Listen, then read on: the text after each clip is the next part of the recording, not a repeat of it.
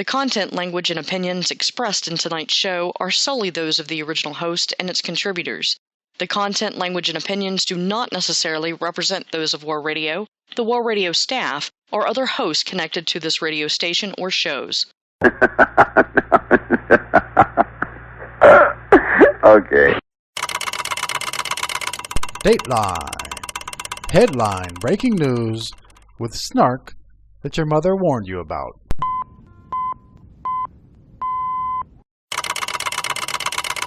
DateLine. Viva Las Vegas! Viva Las Vegas! President Barack Obama traveled again, just like he did while flames still rose above Benghazi, to Las Vegas. It's incredible.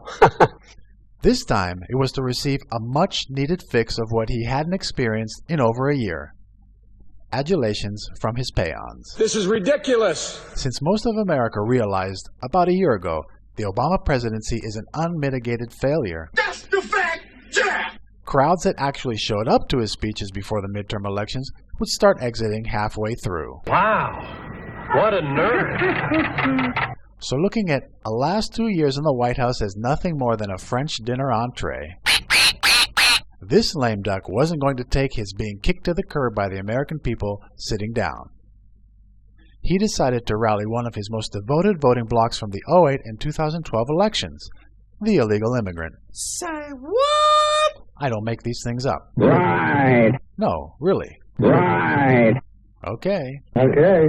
As we reported on the Ascend Conservatism show months ago, Eric Holder sued the swing state of Florida before the 2012 election so the state could not remove illegals from the voter rolls, and as a local NBC News affiliate out of Fort Myers described, these same illegals perpetrated a massive voter fraud not seen since, well, the last time Obama was on the ballot.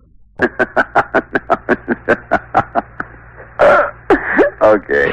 So for Barack Obama, the cheering crowds at the Amnesty rally and fundraiser in Las Vegas was well worth trampling on the Constitution and spitting in the face of legal Americans who overwhelmingly did not want an executive order for illegals to be legal. That's a fact, Jack! He got his much-needed fawning by adoring crowds. He has such an addiction to the adulation from the Hispanic community that he even changed the historic Hail to the Chief midstream at the rally to introduce himself with a new presidential theme song.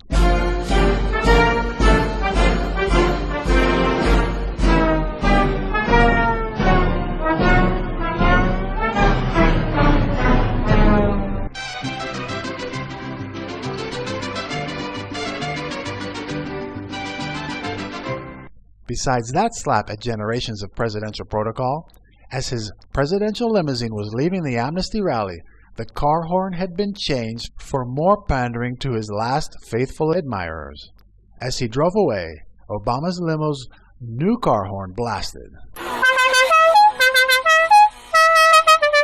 Besides that, he even decided to legally change his name. He is now no longer known as Barack Hussein Obama. He is now known as Barack Jose Obama. Ay, caramba!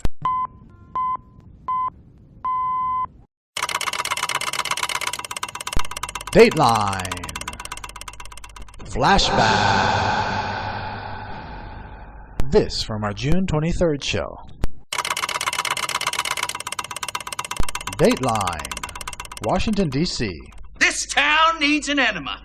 As the impeachable offense, otherwise known as the IRS scandal, a.k.a. Not even a smidgen of corruption. explodes on Capitol Hill, daily revelations make it more transparent that this is a White House imploding before our eyes. What most people don't know is that before Nixon resigned, the Congress, in bipartisan cooperation, did draw up articles of impeachment against the president. One of the articles was the abuse by the Oval Office using the IRS to target its enemies. Sound familiar? And now, after the IRS claimed that they lost the emails of Take the Fifth Lois after a hard drive crash, they then claim that they lost the emails of 6 other IRS workers that just so happened to be under investigation also. As soon as all the TV analysts had experts on that all or most of the data can be retrieved from a crashed hard drive, they now claim the drives were destroyed. Surprise, surprise, surprise.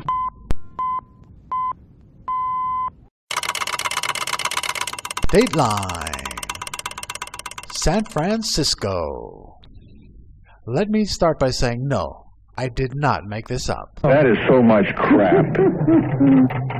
To celebrate World Toilet Day. Say what? I told you. Okay. The city, famous for sending the dingbat Nancy Pelosi to Congress for decades, I don't know what was so great about the Depression, but that's the name they give it. had hundreds of toilets strewn all over the sidewalks of San Fran Freak Show to celebrate a day that only the liberal left can appreciate, but the right can smile about. DateLine has seen the metaphor being showcased all over Pelosi's hometown. Another glorious byproduct of the midterm elections that saw a Republican majority in both houses for the first time since 2006. Liberals are inadvertently showing the world the last stop to many things. 3 weeks ago at the polls across the nation, not only was President Barack Obama and his failed policies repudiated, not only were the failed liberal policies that plunged this great country into a great recession not seen since the 1930s, Yes. not only was the worst Senate Majority Leader in history, scumbag Harry Reid, kicked to the curb for his record-breaking obstructionism after killing over 350 House bills for purely political reasons, but the Democrats' pathetic pandering and false flags, straw men and phony war on women mantra was also rejected from an American people that are waking up to the disaster that is liberalism. Amen, brother. Amen. So the toilet show in San Fran is a myriad of suggestions for America to once and for all put President Obama, Nancy Pelosi, Harry Reid, failed liberal policies, tired old pathetic campaign tactics exactly where they belong.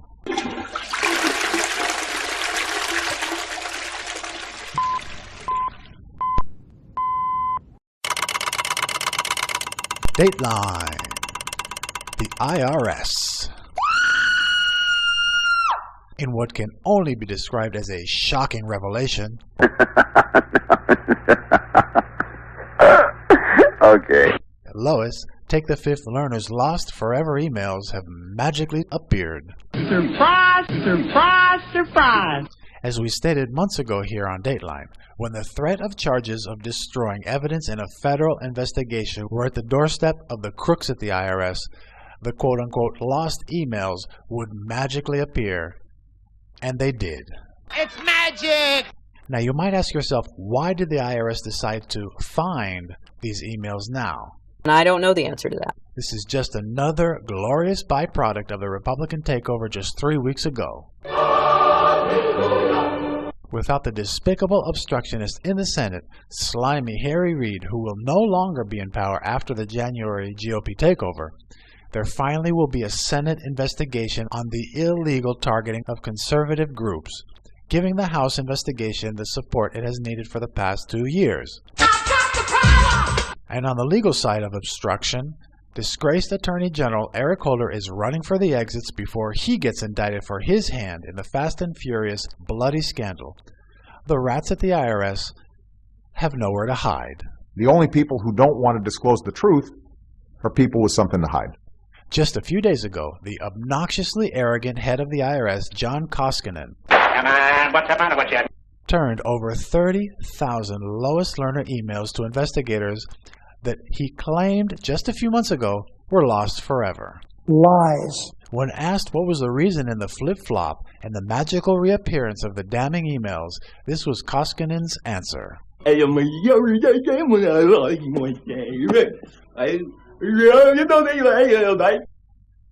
with the Fast and Furious, the IRS is also a slam dunk to impeach the president.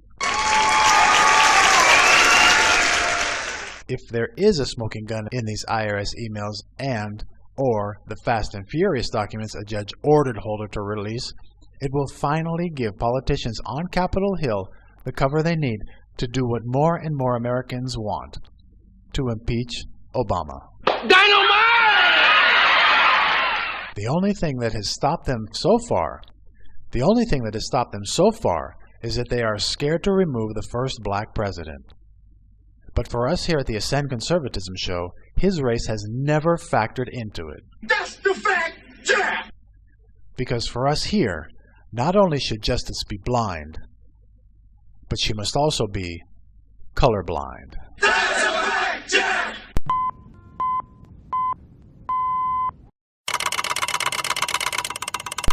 DateLine. Flashback. This from our August 18th show. DateLine. Oakland. As the protests of the shooting of Mike Brown in Ferguson, Missouri stretch all the way to the West Coast, racial tensions have reached a boiling point nationwide. While no black leaders are calling for people to stop protesting, I myself have one question to everyone in the streets, including race baiters like Al Sharpton and the Black Panthers. Who is Marcel Pearson?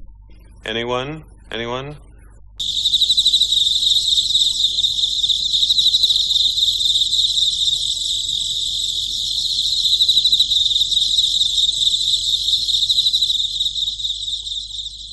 Marcel was a 17-year-old black kid about to make it out of the war zone that they call the South Side of Chicago. He was a good student and a good basketball player.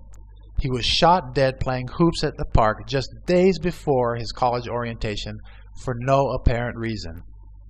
Where were the protests for this senseless killing? Where was the Reverend? The Black Panthers? Nothing?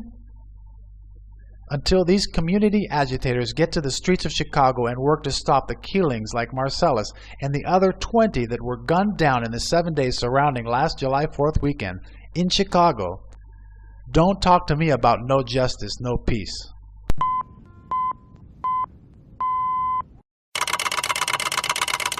DateLine. Harlem. The #1 community agitator in the United States, besides the president, is in hot water with the IRS. According to a recent article from the New York Times, Al Sharpton, piece of shit, owes over $1.5 million in past due taxes, personally, as well as his several for-profit businesses. Besides that, the nonprofit has had to do some creative bookmaking just to stay afloat. Even though that nonprofit organization, the National Action Network, collected over $4 million in donations in 2011 and over $4 million again in 2012, and he collected over $1 million personally at his 60th birthday party / fundraiser. And all that money, and like that, gone. Funny how the left vilified Mitt Romney for the way he invested his money that he earned, which was all legal, and all the while Al Sharpton has used every loophole in the book to keep all his assets in other people's names so they can't be confiscated by his creditors. Well, I'm not a crook. On top of his crooked shell game, he has a $3 million tax lien against him personally, a state tax lien of $778,000, and a $717,000 federal lien on his 2 for-profit businesses. Wow. While claiming that the New York Times, the liberal in the tank for Obama New York Times that published the article, lied about his tax problems just because he's friends with Obama and socialist mayor of New York de Blasio. Okay. While claiming that the Times story is fabricated, on the other hand, he says that he's paying down his tax burden. Say what? I know, right? Right. Not only does he contradict himself, but the fact is that he is not paying down his debt because the debt has increased by $220,000. It's incredible. But with all this, the Reverend Al must be cutting down on expenses, right? Right. Wrong. Okay. Sharpton still flies only first class and will only stay in the presidential suite at the 5-star hotels when he travels. Champagne wishes and caviar dreams. With all this dubious, nefarious activity, you would think that the President of the United States, who has dubbed him as an advisor, would cut ties with his tax chief, right? Right. Wrong again. No! What's wrong with you? I don't know. I mean, he didn't cut ties with tax chief Timothy Geithner, who he tapped for the Secretary of the Treasury. Hard to comprehend, but that's true. Back to Sharpton. This conniving race baiter, living high on the hog, stiffed the government he works for as an advisor to POTUS, all the while the black community he and his National Action Network is supposed to be helping is wallowing in oppressive poverty not seen in a generation and an unemployment rate that is unacceptably high. Shame on you. It's time for blacks everywhere to ignore this self-serving crook and kick this two-bit huckster to the curb. Sharpton is not looking out for their best interest, just his lavish lifestyle and false sense of colossal self-worth. That's a fact, Jack!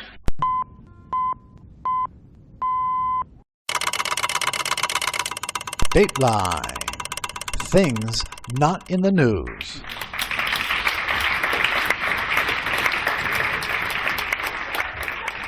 In a new segment here on DateLine, this is a section that will expose major stories ignored by a liberal media that, to this day, hasn't pulled its head out of this administration's backside.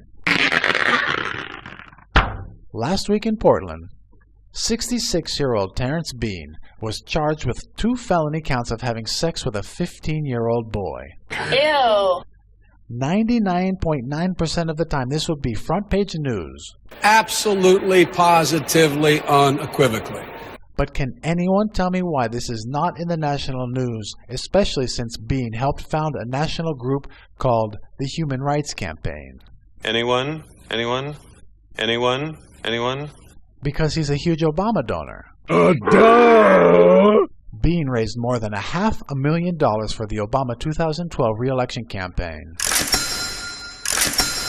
As the OregonLive.com site reports, Bean also helped form, quote, the Gay and Lesbian Victory Fund and has been a major contributor to several Democratic presidential candidates, including Barack Obama, unquote. Well, I'm not a crook. Bean not only was an Obama bagman, he also donated to the Democrat Party's most powerful leaders, including Hillary Clinton, Senate Majority Leader Harry Reid, former Representative Barney Frank, and Senator Dick Durbin, among many others. It's a disturbing pattern. As if that wasn't embarrassing enough to the Democrats, especially the president, there are photos of Bean posted all over the internet that show him flying on Air Force One with Obama. I think this deserves the new and improved 2 snaps, a twist, and a kiss. Of course, I can see why this story has not made the national news since it broke in early June. What? An Obama donor having sex with a 15-year-old boy is way down on the scandal meter when you compare that to a Republican tapping his foot in a bathroom stall. Could you feel the snark in that one? Yes. So while the lamestream media sleep through another Obama-connected scandal,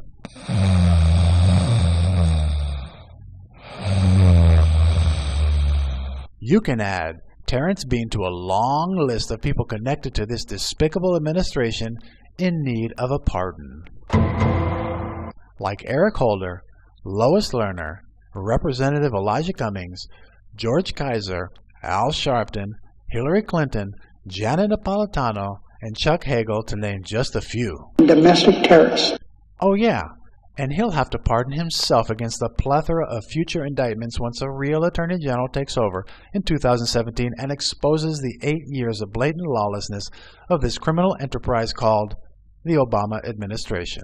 Well, I would say, first of all, that now clearly President Obama broke our laws, and that cannot be ignored or brushed aside. That's the fact, Jack! That's a fact, Jack!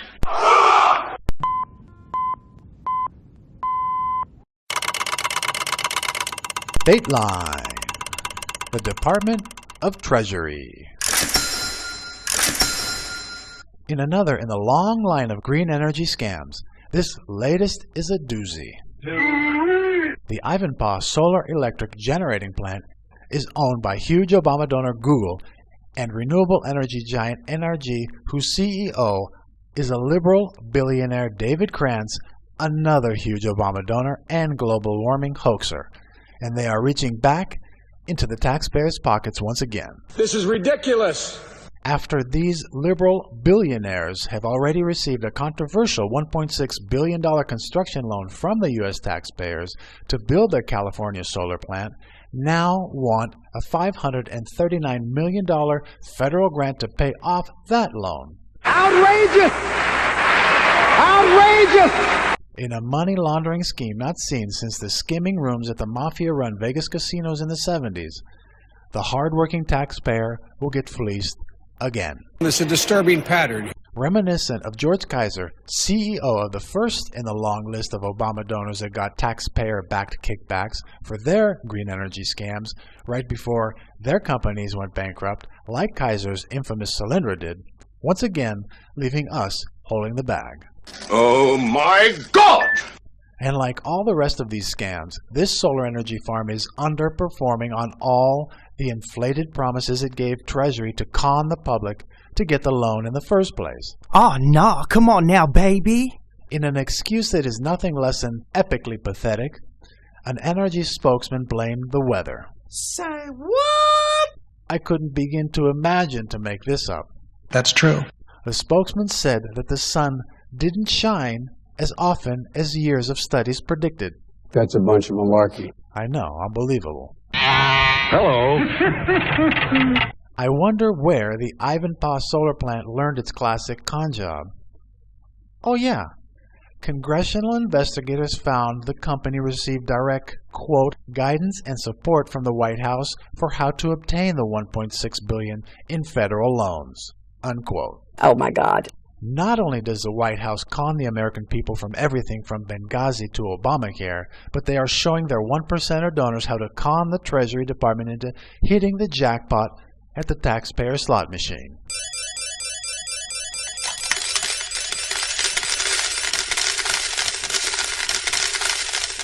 On top of all this money being basically stolen from the public without a single eyebrow being raised by the lapdog liberal-biased media, the environmentals are quiet to the slaughter of tens of thousands of birds. Shame on you. A recent study released by the California Energy Commission conducted by the Center for Biological Diversity called Ivanpah a, quote, mega trap, unquote, that will kill up to 28,000 birds a year. They're engaged in denial. Glorious will be the day when this administration finally is forced out of power. Maybe the media will once again find its integrity, as well as the hypocrites on the left who have been silent for the exact same things they used to protest in the streets against a Republican administration for. Amen, brother. Amen.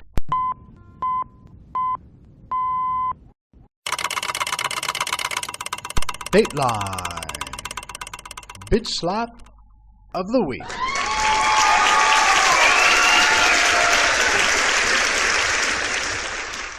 What some might call the most satisfying part of DateLine is here. Dynamite! This is where we administer instant justice. No media disinformation, no liberal spin, facts presented, and retribution given. This week's winner of the Bitch Slap of the Week, Barack Hussein Obama. Duh! If this wasn't just as obvious as last week's winner, Jonathan Gruber, anyone who tramples on the Constitution not only deserves a Come on, what's the matter with you? but also deserves an ass whooping. People, we have another record set here on DateLine. Wow. We have our first two-time winner of the Bitch Slap of the Week award. Right on! I mean, can you think of a more deserving individual than Obama? No, hold on. What's the idea? Looking to recapture one group that had turned its back on his failed presidency, Barack Obama decided to illegally grant amnesty to 5 million people just by waving his magical scepter. It's magic! While no serious constitutional scholar thinks that this unprecedented unilateral move is anything more than a lawless tyrannical power grab, Obama declared it legal himself on the strongly rooted basis of, wait for it, because he said so. Say what? But let me just speak. Now, as if this wasn't bad enough, this pathetic, childlike, foot-stomping temper tantrum came just a little over 1 week where he said he would work with Republicans. This on the heels of his party losing more midterm seats than any two-term president in over 60 years. Loser. We here at DateLine saw this coming. Say what? Of course, after an election that Democrats dissed him, ignored him, claimed never even to know him, and fans were walking out halfway through his campaign speeches, it was inevitable. Yes, yes. After the country bitch-slapped his policies that were on the ballot 3 weeks ago, he was sent into a tailspin as the fastest lame duck president in history.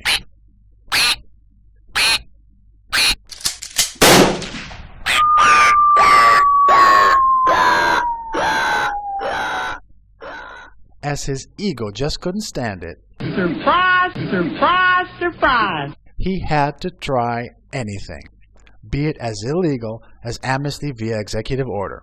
But his massive ego just needed to be loved again by his royal subjects. Wow, what a nerd. As you all know, Barack Obama deserves a bitch slap for a lot of things.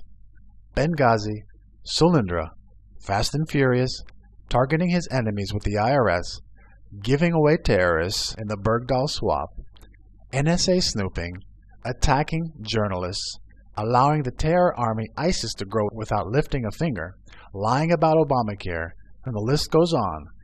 But tonight's bitch slap was won by the president for brazenly violating not only the Constitution and its laws he swore to uphold, What's the idea? but the will of the people that rejected his failed policies at the polls earlier this month.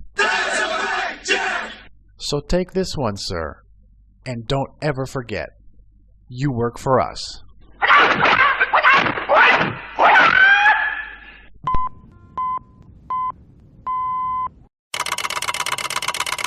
And that's DateLine for this day, November 24th, 2014.